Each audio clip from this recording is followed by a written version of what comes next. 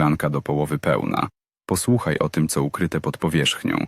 Witajcie słuchacze, to jest 78. odcinek podcastu Szklanka do połowy pełna. Zanim powiem wam, o czym będzie ten odcinek, to klasycznie zachęcam was do obserwacji Szklanki do połowy pełnej na Spotify, subskrybowania kanału Szklanka do połowy pełna podcast na YouTubie i odwiedzenia social mediów Szklanki, takich jak konto Szklanka Spotify na Instagramie, konto Szklanka do połowy pełna 1 na TikToku, czy nowa platforma do naszej dyskusji, serwer Szklanki na Discordzie. A żeby się do niego zapisać, wystarczy kliknąć w link znajdujący się w bio profilu Szklanka Spotify na Instagramie. Ale wracając, to będzie odcinek inny niż wszystkie dotychczasowe, bo w większości został on stworzony przez was, słuchaczy Szklanki, obywatelki i obywateli Polski. W poniedziałek 2 czerwca obudziliśmy się w nowej rzeczywistości. Wybory prezydenckie wygrał kandydat obywatelski z poparciem Prawa i Sprawiedliwości, pan dr Karol Nawrocki. Jednym ten wybór się podoba, inni natomiast już metaforycznie dawno spakowali walizki, bo nie chcą żyć w kraju rządzonym przez prawicowych polityków. I tak jak wam już mówiłem w odcinku wyborczym, teraz czeka nas trudna koabitacja i okres około 2,5 roku politycznej przepychanki do kolejnych wyborów. Moje zdanie już na ten temat znacie, a dzisiaj posłuchajcie, co o obecnej sytuacji politycznej, społecznej i socjologicznej w naszym kraju sądzą niektórzy z was. Każdy tekst jest oryginalny, nie zmieniałem w nim nic w treści, a jedyne co ukryłem to dane każdego autora, tak żeby każdy, kto do mnie napisał, mógł wyrazić dokładnie to, co chce, bez żadnej obawy, że ktoś w rodzinie, w pracy czy po prostu w internecie obacznie zrozumie jego słowa. Także weźcie sobie coś do picia, rozsiądźcie się w fotelach i posłuchajcie tego powyborczego odcinka.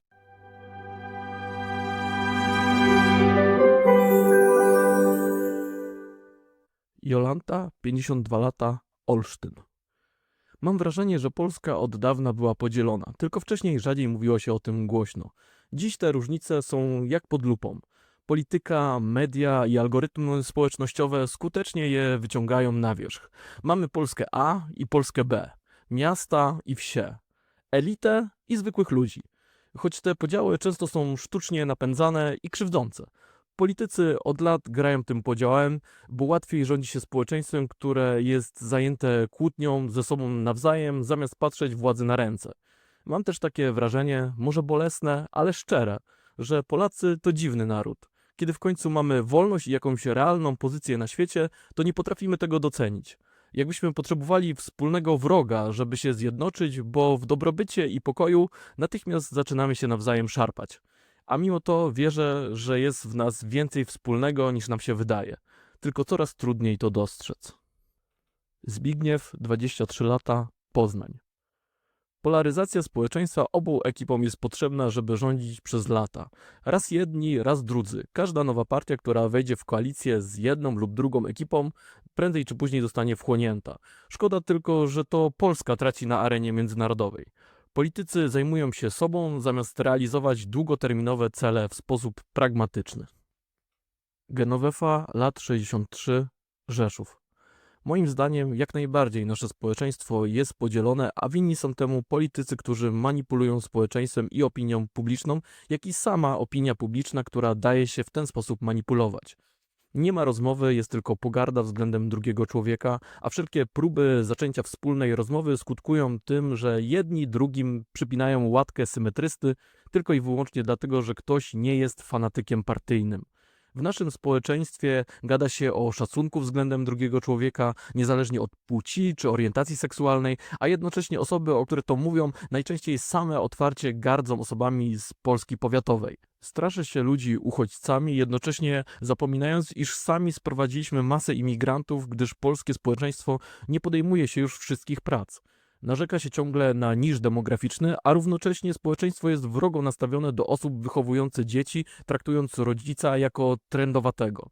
Nie ma już polityki narodowej myślącej wielowektorowo nad wielkimi projektami. Rządzą nami teraz politycy od kadencji do kadencji. Kiedyś mieliśmy za cel wejście do Unii Europejskiej, wejście do NATO, czy pozbycie się rosyjskich żołnierzy z Polski. Każda ekipa rządząca, chociaż różniła się w projektach, pod tym względem pozostawała jednorodna. Dziś społeczeństwo polskie powinno skupić się na sklejeniu pęknięć w społeczności i zastanowieniem się, jak ponownie ze sobą zacząć rozmawiać, mimo różnicy poglądów. Niestety, aktualna sytuacja polityczna będzie temu przeciwna i będzie skupiać się na walce dwóch pałaców, prezydenckiego i Kancelarii Prezesa Rady Ministrów, oskarżających się wzajemnie o zdradę i rosyjskie wpływy. Podział społeczeństwa pcha nas bezpośrednio w łapy Rosjan. Może gdyby ekipa rządząca przypomniała sobie, że od około 2 lat rządzi, a opozycja przypomniała sobie, że została odsunięta od władzy, bo zraziła do siebie tak dużo grup społecznych, a politycy postanowili wreszcie zostawić instytucje publiczne w spokoju, nie obsadzając tam siebie, swoich rodzin ani zwolenników partyjnych, a zaczęto kierować się kwestiami merytorycznymi.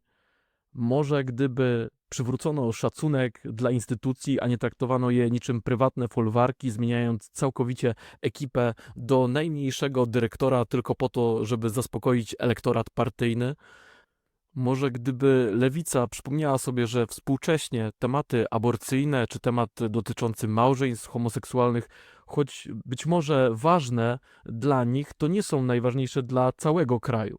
Może gdyby prawica przestała straszyć imigrantami oraz Unią Europejską, która zapewnia nam bezpieczeństwo, a nasze społeczeństwo skupiło się na odbudowie jedności, a nie na wiecznych walkach plemiennych i pogłębieniu się z roku na rok polaryzacji, to może jest jeszcze nadzieja dla naszego narodu. Lecz niestety mam wrażenie, że w ostatnich czasach brakuje nam jedynie obiadów u króla Stanisława Augusta Poniatowskiego, co stanowi pewien symbol zmierzchu naszych czasów. Pytanie, czy znowu będzie powtórka z rozrywki, że zjednoczymy się dopiero wtedy, kiedy będziemy mieć wspólnego wroga i okupanta na własnym terenie. Klaudia, lat 45, Szklarska Poręba. Społeczeństwo polskie jest ekstremalnie podzielone z winy polityków. Dobitnie pokazały to ostatnie wybory. Chciałabym, aby nasi rodacy więcej czytali, wyciągali wnioski i częściej uruchamiali krytyczne myślenie, a nie bazowali tylko na tak zwanych bańkach medialnych. Niestety mam wrażenie, że prawdziwej elity jest już coraz mniej. Cały czas pokutuje znany podział z Polski szlacheckiej na chamów i panów. Gdyby Polacy z taką żarliwością dyskutowali na temat kultury, sztuki, jak na tematy polityczne, to bylibyśmy potęgą. Warto sięgać do literatury i jakże wciąż aktualnych i niestety gorzkich słów Norwida: Polacy, naród wspaniały, społeczeństwo żadne. Maja, lat 23, Biłgoraj. Co do stwierdzenia, że politycy dzielą Polskę na lepszych i gorszych, zupełnie się z tym nie zgadzam. Nie widzę w tym żadnej świadomej strategii dzielenia ludzi. Przecież to są setki osób, które często nie mogą dogadać się nawet w tych podstawowych sprawach. Tworzenie z tego spójnej, celowej narracji brzmi dla mnie trochę jak teoria spiskowa. Podział na Polskę A i B to już coś, co bardziej rozumiem. W sensie centra miast kontra mniejsze miejscowości, bogatsze i biedniejsze rejony. Ale to też nie jest efekt spisku, raczej wynik naturalnych procesów gospodarczych, urbanizacji, ekonomii. I to się dzieje samo, niezależnie od tego, które jest akurat u władzy. W sondażach rzeczywiście widać, że poglądy często korelują z poziomem wykształcenia, dochodami czy miejscem zamieszkania. Ale znowu, to raczej wynik środowiska, w którym ktoś się obraca, a nie celowego wpływu polityków. W dużych miastach ludzie częściej podróżują, znają języki, mają dostęp do różnych mediów i kontaktów i to wszystko razem tworzy taką komorę rezonansową, gdzie pewne poglądy są mocniej wzmacniane. Z kolei na wsiach czy w mniejszych miejscowościach dominuje inne środowisko. Większe jest przywiązanie do tradycji, kościół, mniejsza mobilność. To też tworzy swoją bańkę, w której lepiej rezonują inne wartości, bardziej konserwatywne, ostrożniejsze wobec zmian. Myślę, że taki podział społeczny to coś, co dzieje się nie tylko u nas. Podobne rzeczy widać w Stanach, we Francji, w Niemczech, Szwecji. Tamte zmiany przyszły wcześniej, a my je teraz doganiamy. Politycy, moim zdaniem, raczej podpinają się pod istniejące nastroje niż je tworzą. Jasne, mogą coś wzmacniać, jeśli mają charyzmę, ale na ogół są głosem konkretnych grup społecznych, a nie ich twórcami.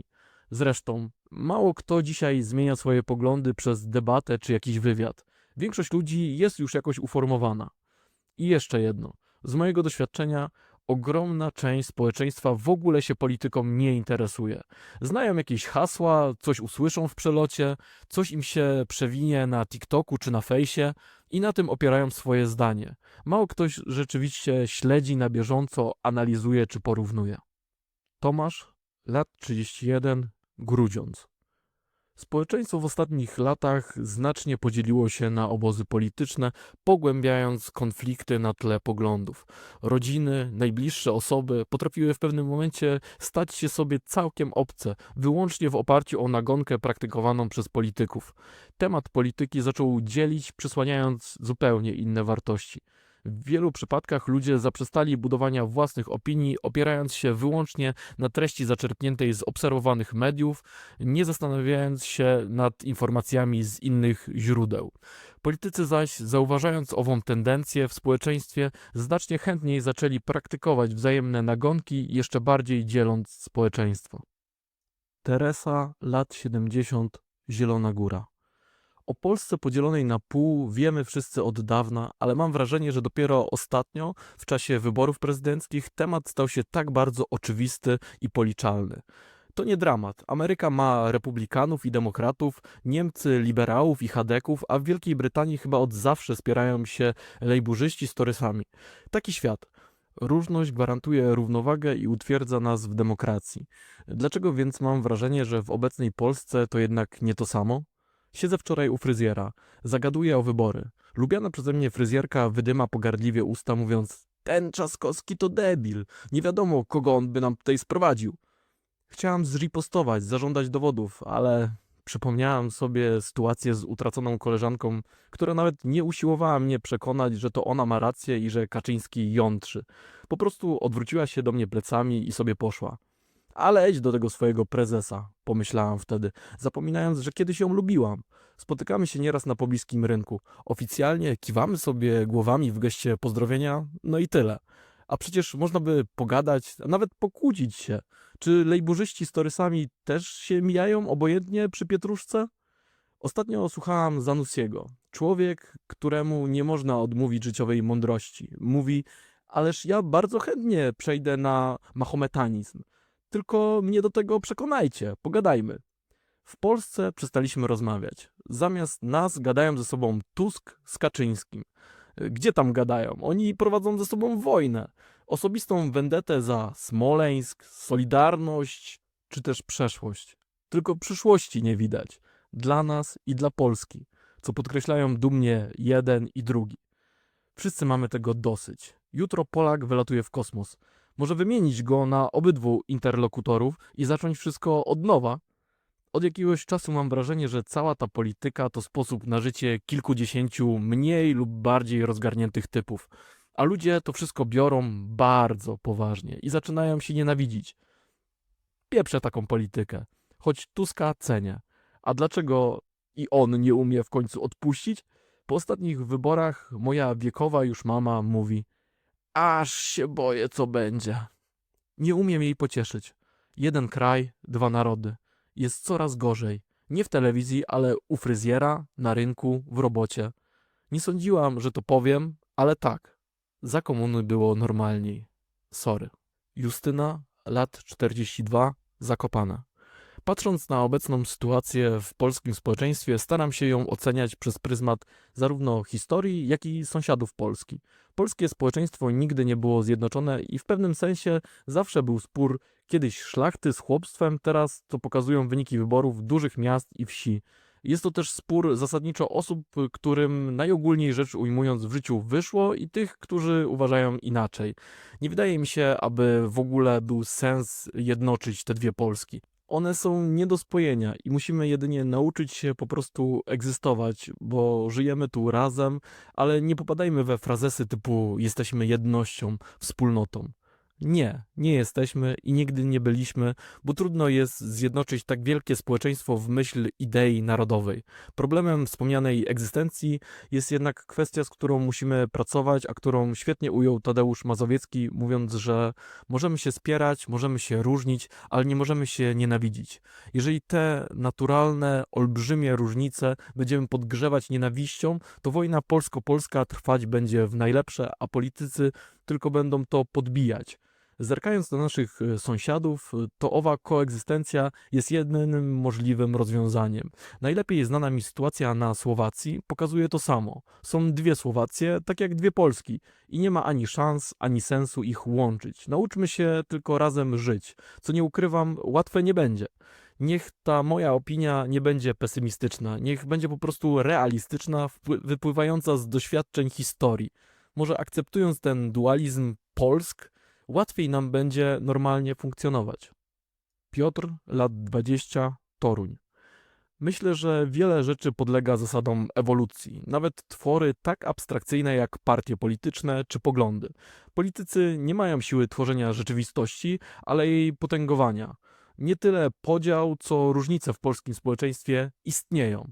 Partie i politycy ewoluują, zmieniają się, mutują, pożerają, do momentu, w którym dominują w określonym środowisku. Dopiero wtedy, korzystając z władzy, uznania i pogłosu, wyznaczają kierunek, korzystając z najsilniejszej ludzkiej broni. Przekonywania, że twój pogląd na świat jest najbliższy rzeczywistości. A skoro tak, to należy postępować zgodnie z twoim pomysłem. Polaryzacja jest drogą na skróty, ponieważ nie potrzebujesz przekonywać do pomysłu, nie poddajesz ich rozsądkowi i opinii ludzi. Pokazujesz im, że jesteś drogą przeciwną do tego, czego nie lubią, boją się czy gardzą najbardziej. Jesteś ich wyborem niezależnie od czynów i ich efektów. Tym bardziej im węższą perspektywę posiadasz. Z taką perspektywą łatwiej jest dostrzec, że tobie jest lepiej, a trudno, że innym jest gorzej. Polaryzacja to strategia zwycięstwa zapewniająca długowieczność i zdolność do przekazywania genów, jest jedną ze strategii przetrwania. Dlatego oczywistym jest, że z niej korzystają i chcą nas przekonać, że dzielimy się na A i nie A, na B i nie B. Zależy, z którego obozu spojrzeć.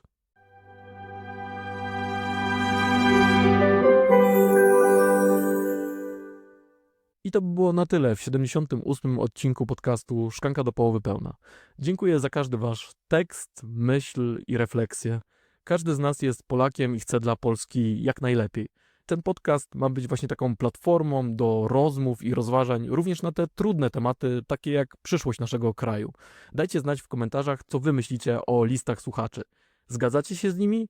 A może macie zupełnie inne zdanie? Czekam na was w komentarzach na YouTube i Spotify. Po tym segmencie będziecie mogli odsłuchać również podsumowanie odcinka w języku angielskim. Zapomniałem o tym przy odcinku o tenisie, no ale takie rzeczy niestety się zdarzają, gdy robi się podcast w pojedynkę. W kolejnych odcinkach na końcu zawsze powinno być podsumowanie właśnie w języku angielskim razem z odnośnikiem czasowym do tego podsumowania. Tymczasem bądźcie bezpieczni, uśmiechajcie się, a my słyszymy się jak zawsze już niedługo.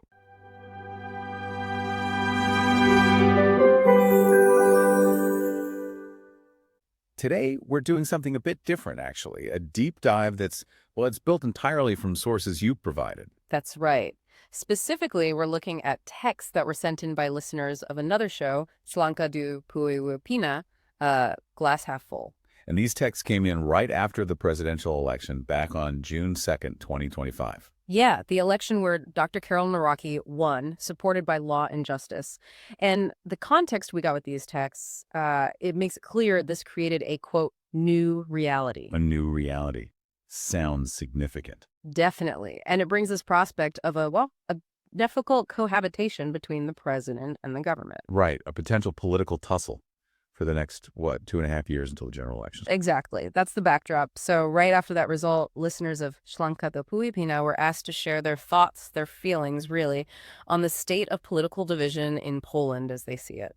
And the host there gathered these up, and this is really important, kept the authors totally anonymous. Crucial point. It was done so people could speak, really freely without worrying about backlash for talking about something that's clearly very deeply felt. Absolutely. So these texts, this collection of raw, honest thoughts, that's our material for today. And our mission really is just to unpack them. We want to explore all the different viewpoints, the emotions, the experiences people shared about this sense of division. It seems so pervasive. We're genuinely going to try and look at every single text shared here. Give voice to these contributions while respecting that anonymity. Mm-hmm. So, yeah, this isn't just about politics in the abstract, is it? It's deeper. It's about society, how people are actually feeling living in Poland right now. How it affects their daily lives, their relationships, even just casual interactions. Exactly. It's the human side of this political landscape. Okay, so let's get into it. Let's start where many of the texts seem to start this core feeling that Poland is divided, often described as split right in half. Yeah, that phrase in half comes up quite a bit. So how deep does this division feel to these listeners? And maybe how old do they think this split actually is? Well, that feeling of a country just, cleaved in two, it's definitely a central theme. It's not subtle at all. It's right there on the surface in so many contributions. And Jolanta, she's 52, from Olsztyn, she puts it very bluntly. She feels Poland has been divided for a long time. So not new. Not new at all, in her view. But she adds this really interesting layer. She thinks it's just more visible now. It was always there, maybe under the surface, but now. Now it's unavoidable. Exactly. And she points to specific things making it visible. Politicians, obviously, but also the media and even social media algorithms. She says they effectively bring them these differences to the surface, like amplifiers. That's a really key distinction, isn't it? The idea that the division itself might be old, maybe even inherent, but the modern tools, the partisan media, the algorithms built for conflict, politicians who know how to use them, they just make it constantly, jarringly obvious. Right. And Jolanta also lists the labels people use for this split. Things like Poland A and Poland B. Which usually points to those economic or maybe cultural divides. Yeah, and cities and villages, that classic urban-rural thing. And then the really loaded one, elite versus ordinary people. Ugh, yeah. That one carries a lot of baggage. And she specifically calls these labels artificially fueled and hurtful. Artificially fueled, so she thinks they're being deliberately pushed. Not just descriptions, but weapons almost. That's the feeling. That they're designed to deepen resentment, not just explain differences, inflict pain, as you said. And it seems it's not just about where you live or how much you earn. It's tied up with identity, right? Who you are, creating these really entrenched battle lines. Absolutely. And what's fascinating is how some listeners connect this feeling, this current division, to much, much older historical fault lines in Poland. Oh, really? Like how far back? Well, Claudia, she's 45, from Szklarska-Poręba. She sees echoes of the old split from Poland's noble past, the Chamo and the Pane. Wow, the commoners and the nobility, that's going way back. Right. She feels like today's political fights are somehow resonating with those ancient social hierarchies, that deep-seated tension between the perceived common folk and the elites. It gives the current split this sense of, historical inevitability almost. Like it's a pattern just repeating itself across centuries. That really underlines how fundamental this feels to some people, not just a temporary political issue. Exactly. And Justina, 42, from Zakopane, she sees something similar. She mentions the old gentry versus peasantry dispute. Okay, another historical parallel. And she thinks it maps pretty neatly onto the current large cities versus villages divide. Interesting. So geography as a proxy for old class lines. And maybe socioeconomic status, too. Yeah. She frames it as those who have succeeded in life versus those who think otherwise, as if personal success, or the perception of it, is now tied up with your political tribe and where you live. That intertwining of geography, success, and political identity, it sounds incredibly complex and deeply rooted. It does. And these historical links, they frame the current mess not just as a political spat, but as, the latest flare-up of a really old societal wound. Then you have Teresa. She's 70, from Zielona Góra. Her perspective, given her age, feels really significant. What does she say?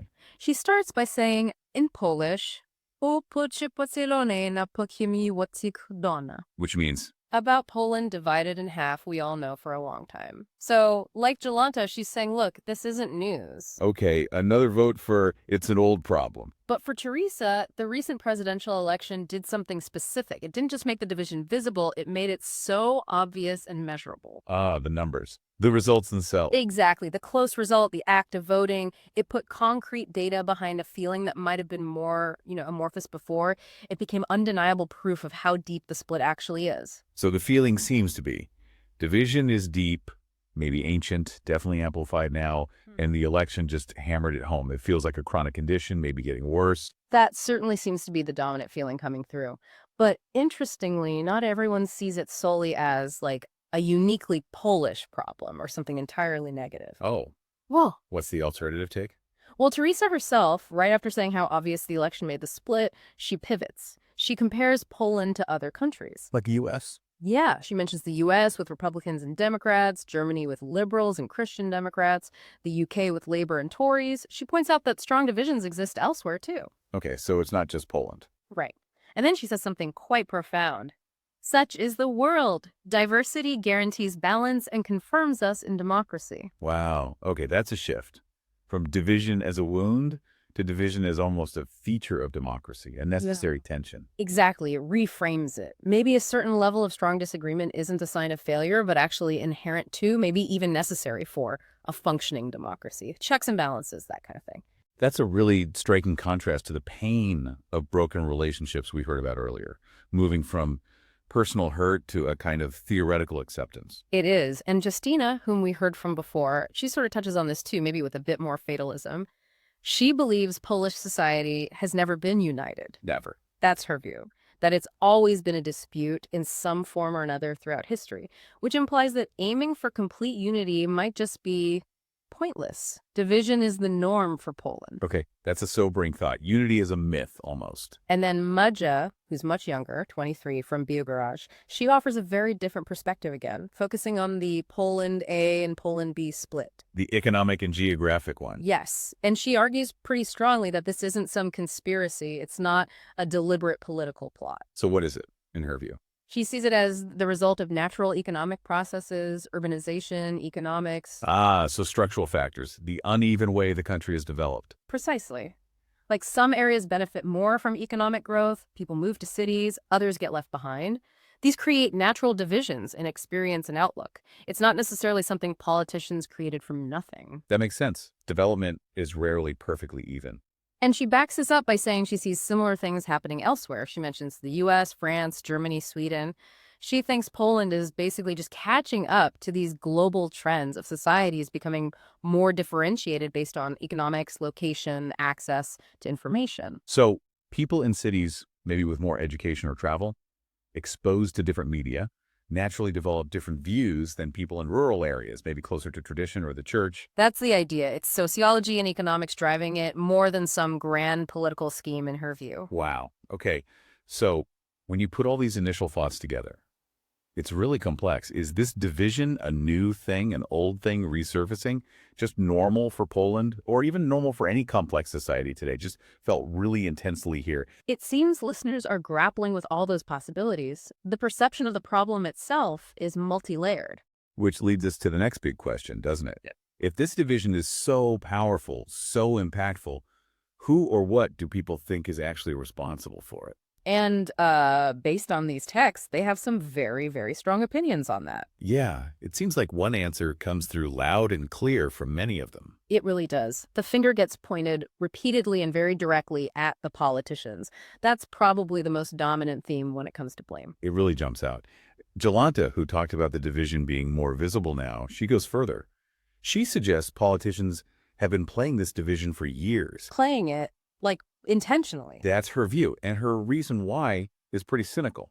She thinks it's easier to govern a society that is busy arguing with each other instead of keeping an eye on the authorities. The old divide and conquer tactic. Keep the people fighting so they don't notice what you're doing. Exactly. Deliberate distraction and manipulation, according to her. And Bignew, 23, from Pozna, he puts it even more bluntly. What does he say? He just states, the polarization of society is needed by both sides to rule for years. Needed. Not just a side effect, but a requirement. Yeah, like the main political camps need this division to stay in power. It's fundamental to their strategy. Wow. And Genevieve, 63, from Ressong, she's also pointing fingers directly. Very directly. She says, our society is divided and the politicians are to blame who manipulate society and public opinion. Active manipulation, not just benefiting from it. And Claudia agrees too. Yep, she connects the dots clearly. Polish society is extremely divided due to politicians. Simple cause and effect for her. So how do they think the politicians actually do this? What are the mechanisms? Well, Tomasz, 31, from Grzyz, he talks about the hounding practice by politicians. The nagonki. Hounding, like mutual attack. Exactly. He thinks politicians saw this tendency in society, this willingness to attack each other, and they leaned into it. They started doing it themselves more often, specifically to divide people further along those lines. They weaponized it. So they saw an existing weakness and exploited it. That's his take. And Piotr, who's only 20, from Toru, he offers a really interesting analysis. He agrees politicians amplify differences, but he calls polarization a specific strategy, a shortcut. Shortcut. How so? His argument is quite sharp. He says polarization lets politicians bypass the hard work of, actually convincing people with ideas or debating policies reasonably. So what do they do instead? You just position yourself as the total opposite of whatever your target audience hates or fears. You become not them. So you win by default just by being the alternative to the enemy, regardless of your own actions. Precisely. It's politics based on negative identity, not positive proposals. You become the choice simply because you're the antithesis of the other side. That's a pretty chilling view of how it works. Right. Winning by being the lesser evil, or just the opposite evil. And Piotr explicitly calls this a winning strategy. He says it ensures longevity for parties. It's like a survival strategy in the current political climate. They benefit directly from keeping the pot boiling because it locks in their base through opposition. Okay, so a really strong narrative here. Politicians, as the engineers, or at least the master exploiters, of division for their own gain. But Bad. didn't Moja have a different view on the source of the division? How does she see the politician's role? Right, Moja from Biguraj. She pushes back hard against this idea of politicians as these calculating masterminds. She says she completely disagrees that they have a conscious strategy of dividing people. Why does she disagree? She finds it hard to believe. She looks at politicians, sees hundreds of individuals who often can't agree even on basic matters among themselves. Yeah, party discipline isn't always perfect. Exactly. So the idea that they're all secretly coordinating this complex, coherent, intentional narrative of division, to her, that sounds more like a conspiracy theory than reality. That's a strong counterargument. Seeing them as maybe more disorganized or self-interested than strategically unified in division. So what's her alternate explanation for what they are doing? Moja thinks politicians rather tap into existing moods than create them. Okay, so they're reflecting, not inventing. More like that. In her view, they act as the voice of specific social groups, not their creators.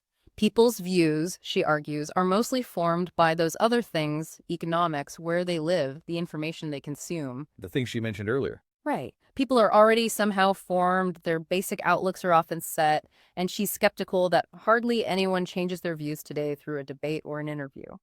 So the politicians are more like amplifiers or mirrors of splits that are already there in society. That's her perspective. It puts much more weight on the underlying societal dynamics and individual attitudes, and less on the politicians actively creating the divisions themselves.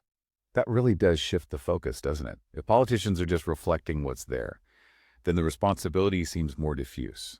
And some other listeners also mentioned the public's role, didn't they? They did, yeah. They don't entirely let the public off the hook. Genoveva, even while blaming politicians, also blames public opinion itself, which allows itself to be manipulated. So a degree of complicity, or at least susceptibility. Seems like it.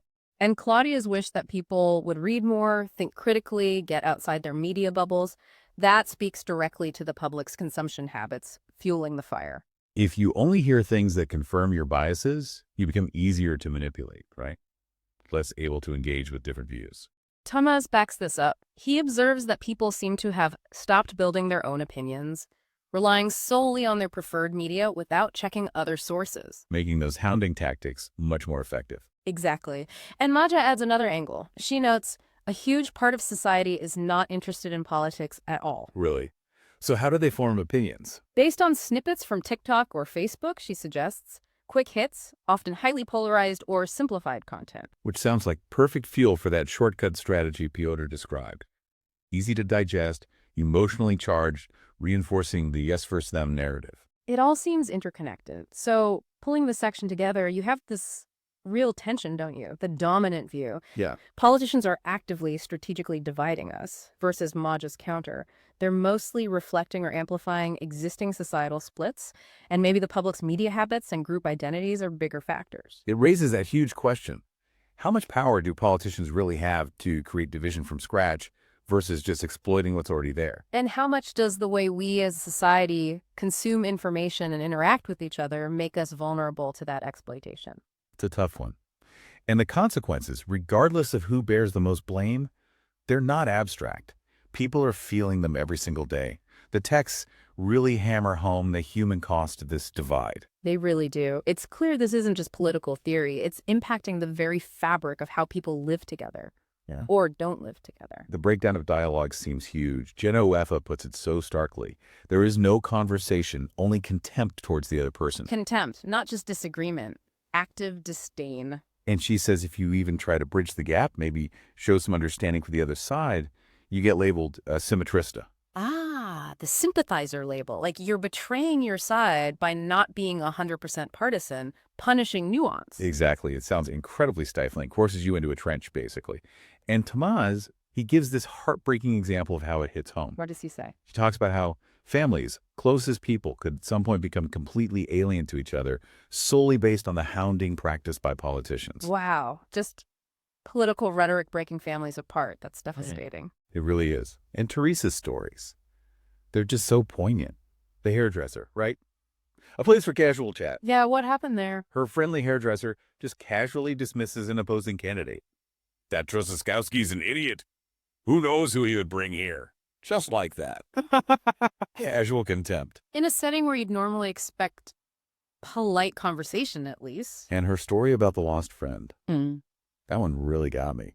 The friend didn't argue, didn't try to persuade, Just what? turned her back and left. Total disengagement. And Teresa admits her own reaction wasn't great either, thinking dismissively, go fly to your bosses. So the political divide just destroyed the friendship. No attempt at connection left. Oh, they just give formal nods on the street. A wall where there used to be a relationship. Teresa sums it up so sadly. In Poland, we stopped talking. We stopped talking. That says so much. And she wonders if politicians in other countries act like this. Yeah. Do Labour and Tories also pass each other indifferently at the parsley stand? It highlights the personal pain and maybe the absurdity of it all. It does. And she quotes Zanussi, the film director. Right, saying he'd happily convert to Islam. Just convince me, let's talk. Teresa uses it to show how that willingness to even engage is gone. It feels like the public sphere is just consumed by this Tusk versus Kaczynski war she mentions, and ordinary people are caught in the crossfire, unable to see a future. Beyond the personal pain, listeners also feel like politics is just sucking all the air out of the room, taking energy from other important things. Vitam says, the topic of politics began to divide, overshadowing other values. It's become the only thing people talk about, pushing everything else aside. And Claudia wishes people discussed culture, art with the same passion. She thinks if they did, Poland could be a power. Implying this focus on political fighting is draining the country's potential. That's the feeling. She quotes Norwood.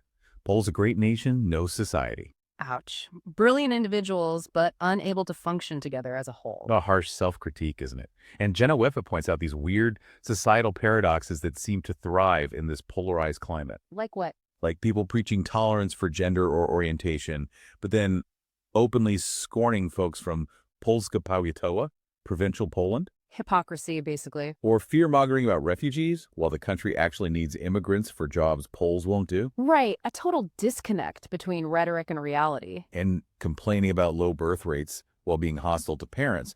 These contradictions just highlight how the division creates these irrational situations. And potentially damaging ones. Zbigniew thinks Poland actually loses on the international arena because the politicians are too busy fighting each other. Too busy with internal squabbles to focus on long-term national goals. That's his argument.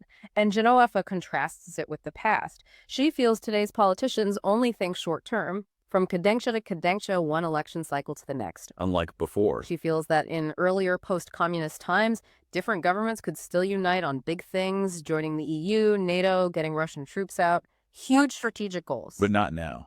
Now, she sees this intense fight between two palaces, the president versus the PM, accusing each other of treason, of being Russian agents. Which is incredibly serious rhetoric. And she fears this infighting is actually pushing Poland directly into the hands of the Russians, linking internal division directly to a major national security threat. That's a chilling thought.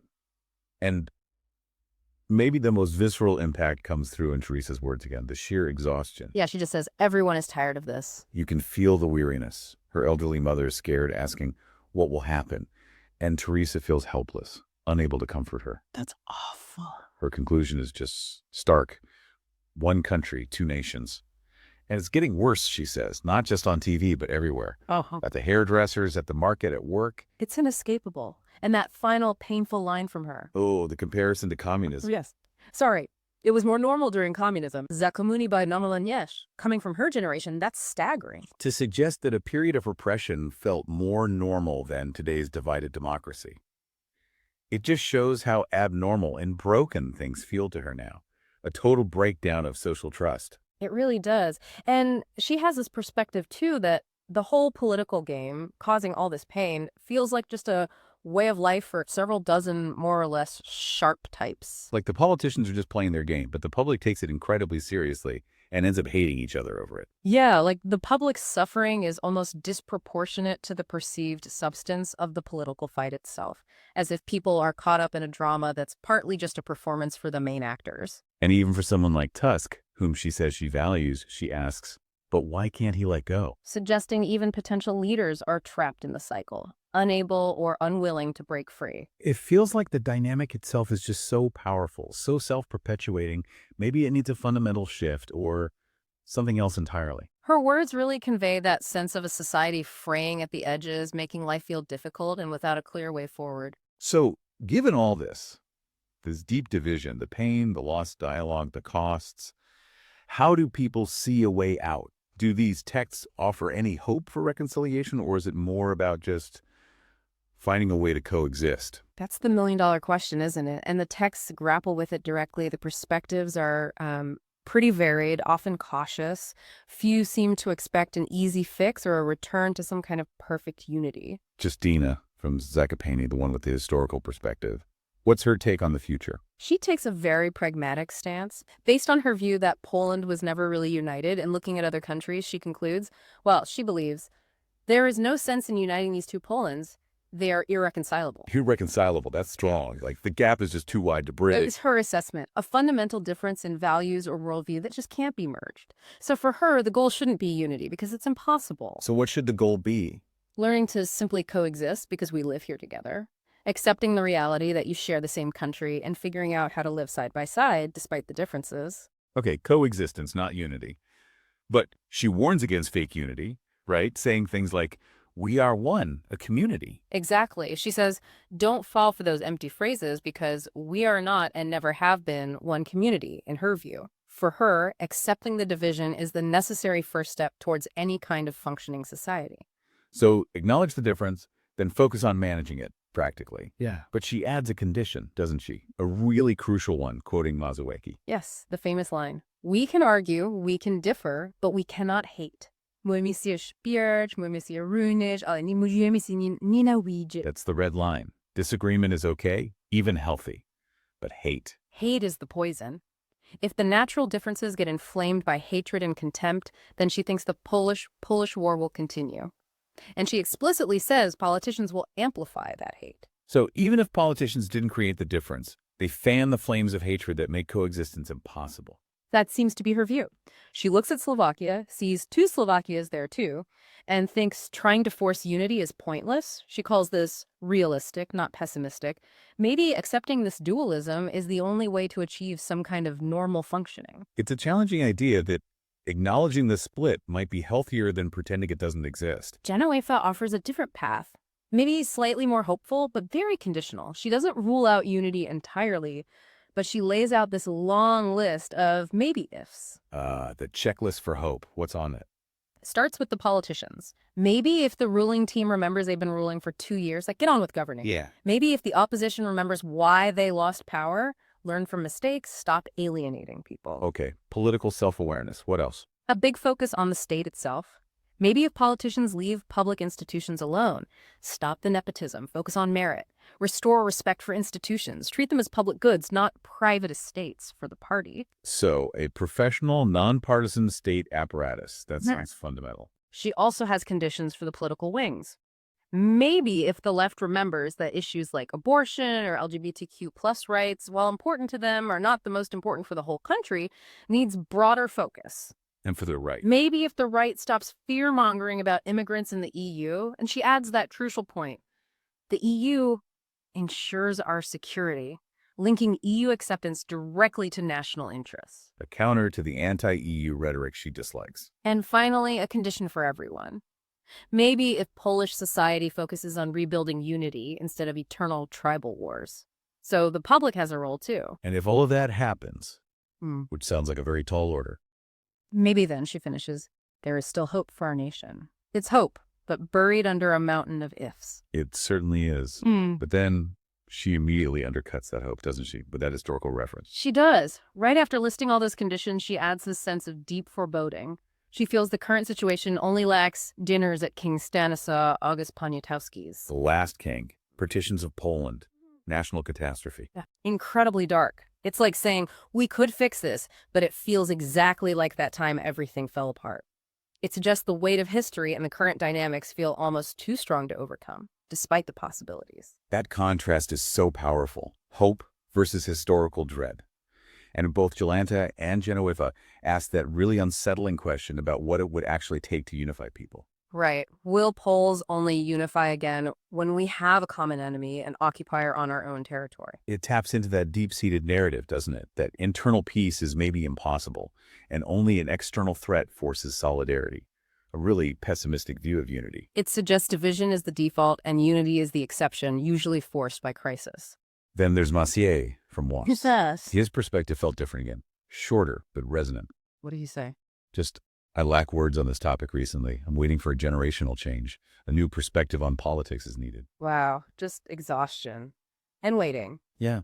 Not trying to fix it, just hoping a new generation will see things differently. Like giving up on the present and just waiting for the future to arrive. That speaks volumes about the level of weariness, doesn't it? And if we go back to Piotr's analysis, if polarization is a winning strategy for politicians, then they have no incentive to change it. Right. It works against any real dialogue or finding common ground. exactly. If their survival depends on A vs not A, B vs not B, why would they encourage messy conversations that blur those lines? It locks the system into conflict. And Teresa's frustration, even with Tusk asking, why can't he let go? It reinforces that feeling that everyone's trapped. Even potential leaders seem caught in the gravitational pull of the conflict dynamic. Breaking free seems incredibly hard. It suggests the problem isn't just individual actors, but the whole political culture, maybe. Or maybe Messius is right. Maybe only time and a new generation can change it. Teresa's text, especially with that painful comparison to the past and how the division permeates daily life, really leaves you with that feeling of a society under immense strain where the path forward is anything but clear. Okay, we've definitely covered a lot of ground here, weaving through these really insightful, sometimes painful listener texts. We've heard about this pervasive sense of division. Explored the different ideas about its causes, deliberate political strategy versus maybe more natural societal processes, just amplified. We've touched on the very real costs, personal and national broken relationships, stalled dialogue, fears for the future. And looked at the different, often difficult views on what comes next, from accepting division and aiming for coexistence without hate. To those conditional hopes Genevieve listed, the shadow of historical fatalism, and just that deep weariness and longing for something completely new. These texts really gave us a raw, honest window into how people are experiencing this moment in Poland, a snapshot of feelings and thoughts right after that election. And just to reiterate, these are the specific viewpoints from these sources, the texts you provided. They represent these listeners' realities at that time. It's been quite something to see a big national issue illuminated through so many personal, individual experiences. Absolutely. So maybe a final thought for you, the listener, to chew on based on everything we've unpacked from these sources today.